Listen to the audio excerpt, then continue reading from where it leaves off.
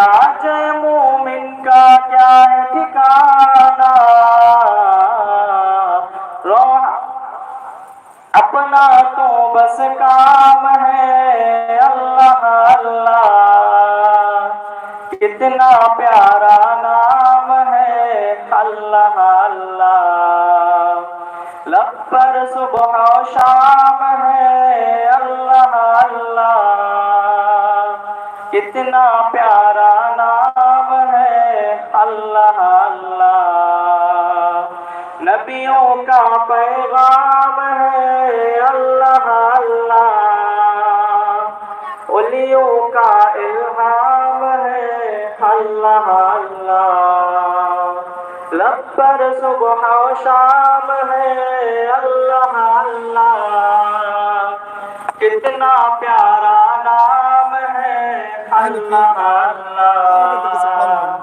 नबियों का पैगाम है अल्लाह अल्लाह। ओलियों का इल्हाम है अल्लाह अल्लाह। अस्सलाम वालेकुम।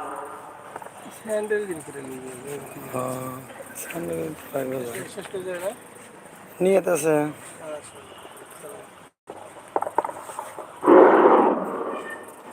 মাশাআল্লাহ, জাযাকাল্লাহু আহসানাল জাযা।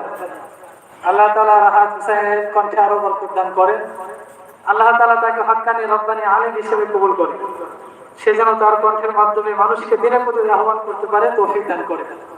আমরা যে গজল শুনলাম, আল্লাহ তাআলার নাম নিয়ে অসাধারণ একটি গজল।